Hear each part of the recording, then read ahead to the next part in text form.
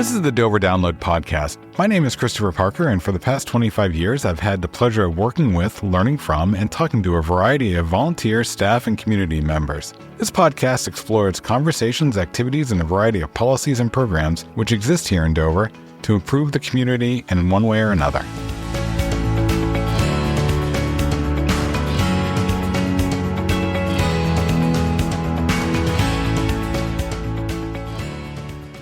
There are some core services that when you think about community services, you assume happen. The first probably being plowing roads. The second probably being when you flush the toilet, the septic goes somewhere.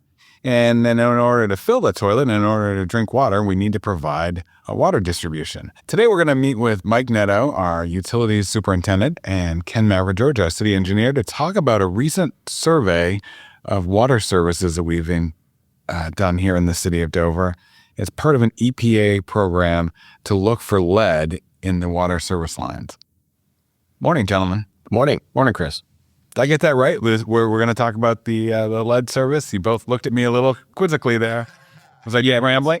No, it's a lead service line inventory. It basically is looking for any records, documentation of lead supply lines or water mains or service lines in particular that would be connecting municipal water systems or water systems in general. They don't have to be owned by a municipality to an individual building. So, Mike, under the pavement, there's a water line, typically. Yes. And my understanding is the service is what connects that line to my faucets. Is that yes, general gist? So, generally running on the middle edge somewhere out in the road is the water main itself. And tapped off of every water main is an individual service, pretty much to every home. Sometimes there's a fire line. It could be a service tapped off that fire line too. And that's really where we're trying to find out what that material type is. And that service line, does the city own that, or do I as a homeowner own that, or is there a hybrid? It's about 50-50. From the water main to a valve, it's called a curb stop. From that point, the city owns. From the curb stop into the home is the responsibility of the homeowner or the resident. And that transition point, the curb stop, is in case there's an emergency or in case the house is abandoned or what have you, it allows the city to stop providing water to that property, correct? Right. Just in case, instead of having to shut down the whole water main itself. So, Ken, lead is a pretty typical construction tool, or was in the past. Is that the concern? Is that we've moved away from it? Why is lead the concern? Or is it not a concern? We just need to have an inventory. So lead back in the 1940s and 50s of area of most concern is due to material shortages during World War II, it became more prevalent to use that for basically connecting the water service line to the water main. It's pliable, which makes it, at the time, a good material for connecting into the water main. Unfortunately, it does have some health effects that were later discovered, and obviously we'd like to remove that from the system. Is it similar to the health effects and concerns we have with lead paint? Yeah. Leaded gas, for instance? Yes, absolutely. So basically, it's a toxic metal. It can leach into the drinking water. So it's not necessarily that the lead in the pipe is directly injecting lead into what we're consuming every day, but the fact that certain lead can leach out into the drinking water over time, primarily when you use hot water. So one of the questions we field most often is, what can I do if I have lead or if I suspect I have lead in my drinking water? And there are simple things you can do, like running your tap for a while with cold water to try to make sure that you're getting that stagnant water out of the system. So anything that lead would have been sitting in for a while, and just in general, exposure to lead by pregnant individuals and or kids, babies, the water that they're using to make formula, it can lead to cognitive and developmental problems and among other health issues. I was going to say, Mike, the real concern here is making sure we have safe drinking water so that kids and, as Ken says, those that might be pregnant are not ingesting something that might inhibit future cognitive growth. We know that lead was a material, as Ken said, about 80 years ago. It was a pretty prevalent material. What's the alternative? What do we use today? Today's material types for service lines become in a variety. You can have plastic, made out of high-density polyethylene or copper. That's generally what we see now is really a lot of copper. A lot of it is moving to that plastic, but in Dover, copper is very prevalent. So is the whole process of doing the inventory, I assume it's twofold.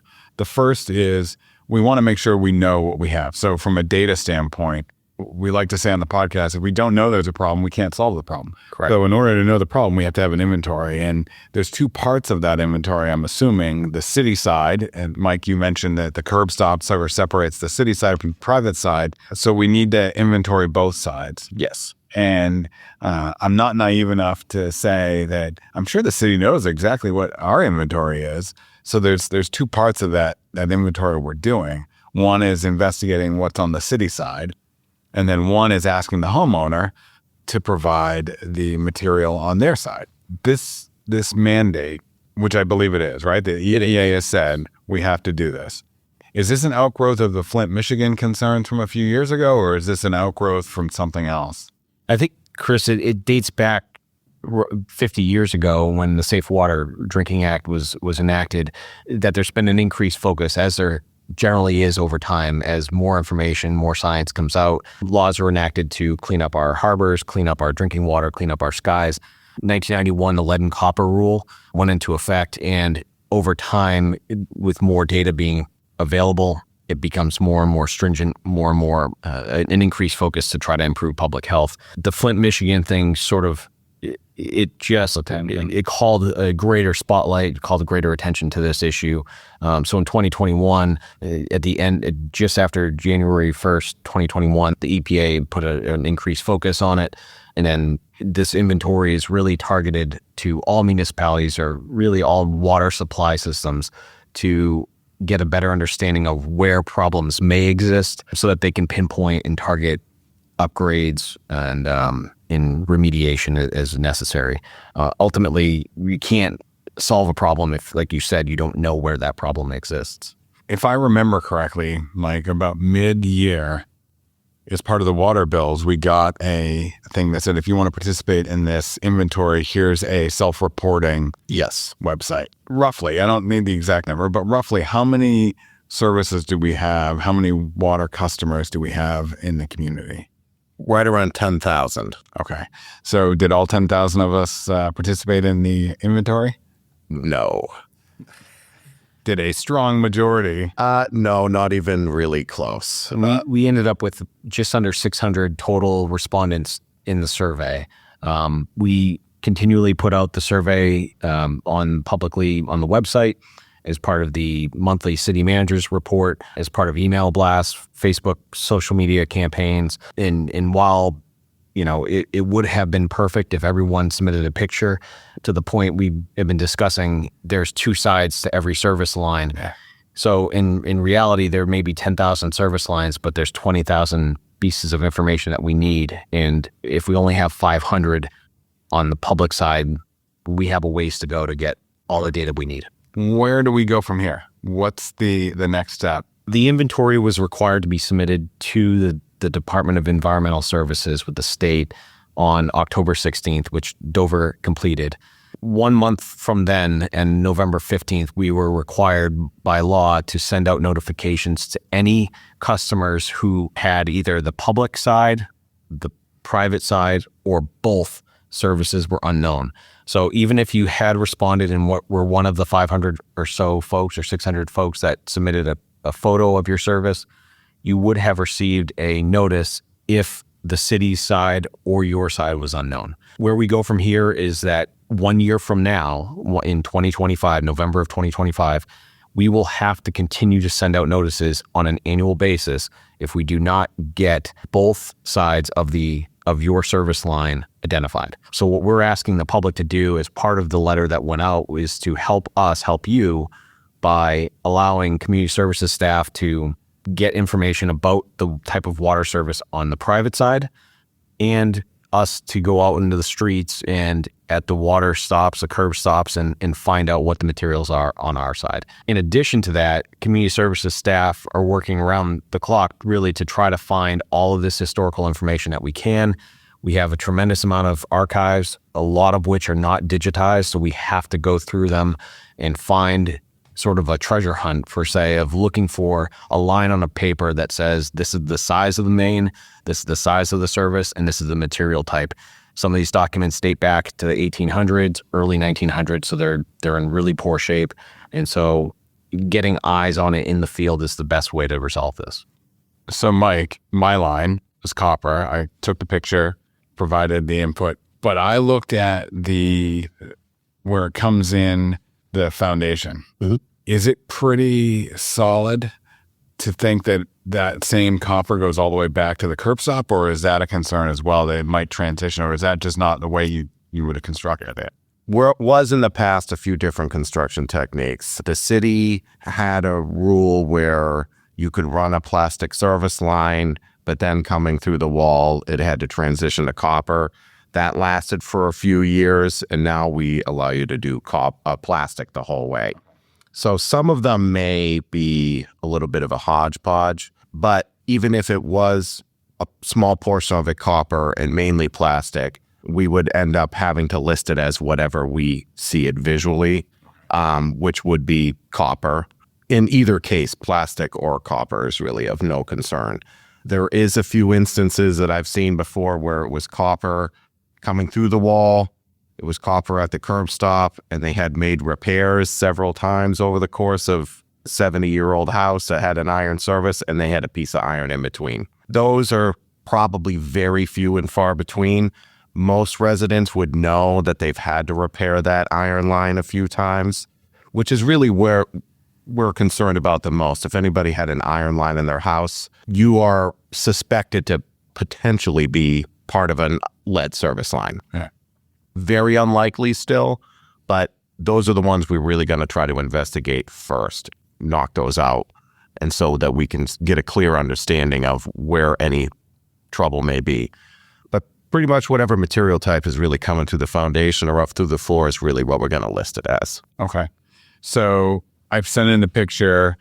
At some point, you and your team will identify an opportunity to come and look from the road to the curb stop to get the sense, unless, as Ken said, you find the archive materials that says, when my road was redone, this was the material used, then you can check the box and move forward to more concerning ones, as you said. Correct. The response rate, I assume, it's funny, I got the letter, you sent a thing, Ken, to department head saying, hey, we're sending these letters out. And like that day I got the letter. And I was like, oh. In total, Chris, we sent out about, Mike said we had about 10,000 services. We sent out about 8,000 letters.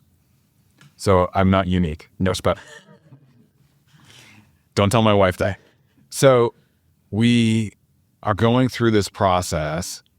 And Mike, I got to think that while to Ken's point, a year from now, we have to have a certain amount done, or resend. On the other hand, you and your crew have other things to be working on. So how are you sort of prioritizing and making the time to go through this? Because it's an important process. Really, any opportunity we can to get out there and blanket a neighborhood that is of the highest concern, we're going to try to manage first. And I've been working with Ken. Ken and I have been talking about trying to find easier avenue instead of doing a pothole where we'd use the vac truck to sort of clean out the dirt around a curb stop to see the material type. We're trying to come up with a clever way to see that service material type without having to excavate it, so we can really do this at a rapid rate. That's still to be determined. I got a few ideas. They might be a little zany, so hold on. But if we can crack the code here and figure this out, we can really get a lot of these done quite quickly. Ken, we've talked about the services, and I know that's the focus here, but was lead ever actually used in the mains? Like, is it a concern on the overall water distribution system, or are we really just concerned at this point about the service lines? For the most part, I think in Dover, there's been a concerted effort not to use lead. Lead was primarily used because of its pliability for the service lines. Many of the service lines, City of Dover back in 1888 when the waterworks were formed, there were a lot of water mains that were made of wood. because of their rigidity. And nowadays you see a lot of ductile iron. Back for the galvanized iron, there may be a couple lines in roadways that need to be replaced. The city is generally aware of where those need to be and have it in the budget to replace those. But generally, somewhere around the mid 20th century, the city made a concerted effort not to use lead goosenecks in their service lines, and as Mike said, transition to more copper. Our staff is looking through documents and trying to find documentation that says what year exactly that transition happened, because if we can find that transition point, generally anything after that point, say if it was 1950, homes built after 1950 or roads reconstructed after 1950 would be less likely to have any sign of lead in their system, and it would significantly cut down on the number of unknowns that we have. That's really the goal here, is to cut down on the number of unknowns. So the good thing in that regard, I think I remember doing a study maybe 5 to 7 years ago that identified that 40% of our housing stock had been built since 1970. So along that lines, if you can find a line in the sand and then put some assumption on it. Absolutely. And it should be known too that, residents that are calling us, asking questions about, well, my house was built in 1992. Rest assured, after 1990, lead was not allowed. It was banned nationally. So any homes built after that time will not have lead in the service line. The issue we're running into is we're running into the lack of documentation. We really need to provide that documentation that says we do not have, this was the material that was installed. Now, if a building was built in 1995, 2000 on an existing lot, generally the water service would have been renewed. So if by chance there was some lead service line in place, it would have likely been replaced at that time. I get those presumptions, but I also think the idea of measure twice, cut once, it's definitely worth it, making sure the visual inventory is there, so that we can account for that. And that's really what the EPA is stressing here, is that, while we have a lot of staff in-house that historically know and just intuitively know that they had put this in, the EPA does require that we have multiple forms of documentation to confirm exactly what's in the service line. Okay, so if I have lead, I heard one of you say earlier, you can flush the line, you can run the faucet. What are some general tips? Because I assume overall we want to replace it, but in the meantime, between discovery and replacement, what are some tactics that people can use to ensure better health? Yeah, so if you do have concerns that you have lead in your service line or even in your plumbing, generally there's 4 main tips that we would suggest folks take is flush the faucet, run your cold water for a few minutes before drinking or cooking. Generally, lead would be more likely to leach out of the line with warm water or hot water. There are water filters that can be installed that specifically target lead and can remove lead from the drinking water. You can test your water if you have a concern, an active concern, for lead and determine what your likelihood of exposure is. The city is offering free tests for lead. If you contact community services and want to have someone come out and schedule a test, we can get that water sample and send it out to a certified lab. And then the other bit is to maintain your plumbing internally is regular maintenance that any homeowner and business owner and property owner should be doing, just to maintain and make sure that you don't have lead solder on your pipes and so forth. Most new construction has a lot of HDPE or polyethylene pipe within the house, so it's less like. Is that what also is commonly known as PEX? Yes. So, Mike, Ken just mentioned 4 ideas or tactics that people can take to address this. And one of them is water testing or testing your water. Yes. We have a program citywide to protect the drinking water because it is such a valuable resource. Can you walk the listener through what we do to test our own water and how that works? Okay, yeah, we do. We out of the lead and copper rule that came out in the early 90s, the city of Dover is required to test for lead in the drinking water, and that is from known areas, which was houses that were built in the mid to late 80s. They had lead solder. So we know there's several hundred houses in Dover that have lead solder. They're on a list. We test over 100 samples every year. Sometimes it's twice a year, depending upon if a new plant or a well comes online. We got to do it more often. But it's tested every year to make sure that our corrosion control system is working as it should, which prevents any lead, iron, copper from leaking out into the water service itself to be consumed by the customer. It has been working beautifully. We haven't had any detection, or if there is some, it's very, very low. And it's really the number one defense the city of Dover has against lead right now. So, Mike, is that information contained in the consumer confidence report that I get annually from the city once the test results are back? Yes, it is. It is. Plus a whole other slew of any other testing we're required to do by the state every year. And that includes PFAS, iron and manganese levels from our drinking water, average fluoride, chlorine amounts. We do a significant amount of testing every year. And that's because we just really always want to make sure we're doing a really good job supplying the best water the city of Dover can produce to its residents. And those reports are all available on the city's website, not just the current one, but past historical ones as well. Yes. So those are about 20 years worth that are up there, right? Yes, yeah. All of the reports, the CCR reports, are available past and present. So, Mike, the elephant in the room, or I almost said gorilla in the room, is at some point you're going to want to replace these lines, whether you're the homeowner or the city, if it's on the city side. Yes. I'm going to guess that that's not a free experience. Unfortunately not. So how do we have a plan for that? Do we have advice for that? What's the end goal there? We do have a plan for that. If a iron or lead service line was found on the city side, we are required to replace that immediately. It's really by law now, but that was practiced by the city for decades now to do that. On the homeowner side, you have the option to. You're not required to.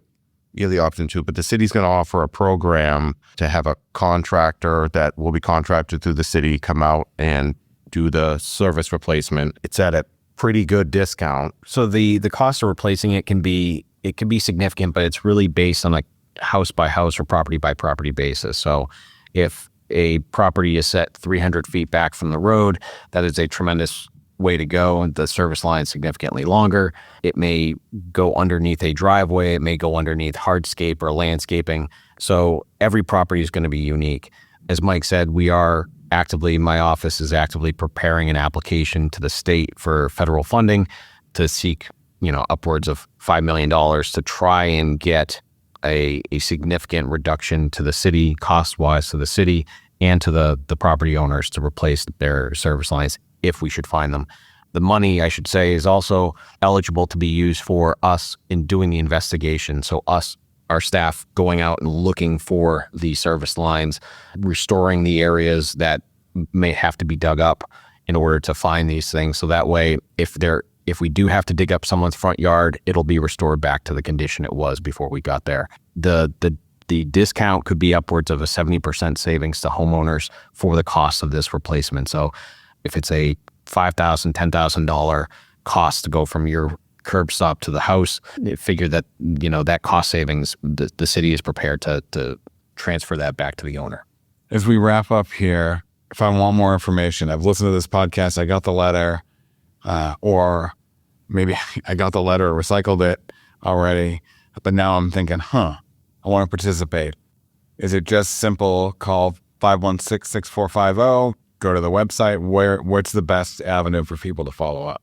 I think the best avenue is you can call community services at the number you said, 603-516-6450. You can leave a message. You can always go to the city's website and submit a service request. There is a drop down specifically for the service line inventory that will be directed to city staff, who then can proceed to schedule and reach out for an inspection internally. Make sure we have an inspection on the external side and the curb stop side to see what the city and private side are. Ultimately, the more information we get, the better this inventory is going to be, and the less letters we have to send out next year. Great. Or send us a picture. Yeah. Send it to me. Yep. And your email is on the letter, but do you want to give it to the listener just in case? Yes, you'll have a fun time trying to spell it, but it's mike.neto@dover.nh.gov. Thank you both for joining us. This is an important activity we're undertaking, and hopefully people above the 600 will respond and we can provide the information to the EPA and hopefully get some of that grant money that you mentioned, Ken. Absolutely. So, Ken, one of the things that I didn't hear you say to get more information is something that I experienced the other day, which is I got a letter from a third party, and I think it's like an insurance company, saying, don't listen to the city, call us, we'll solve your problem for you. It immediately red flagged to me as scam. Am I right? Should I have called this company and paid them money to deal with this for me? Or The best and most efficient way to get this issue resolved and to get us the information that we are required to collect is to reach out to community services. Again, if anyone happens to be listening to this outside of Dover and has a different water supplier, it's always best to go to the water supplier directly to get the information that is most relevant to them. We can't vouch for any third-party companies that are reaching out trying to sell a program, a system, or insurance plan. But what we can say is that we are the operators. We are the ones who are maintaining the water, responsible for the water, and can go out there, and we are the ones maintaining the inventory. So we are the ones who need to see it to update the inventory and get that information. Well, I appreciate you both coming in. I hope you have a great day. Thanks, Chris.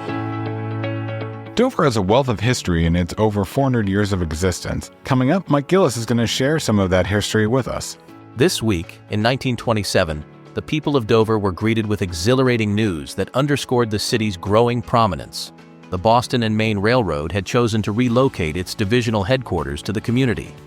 The decision, heralded as a transformative moment for the city, came after exhaustive deliberations by railroad officials who assessed numerous competing locations before determining that Dover's centrality made it an optimal choice for overseeing operations across their sprawling network.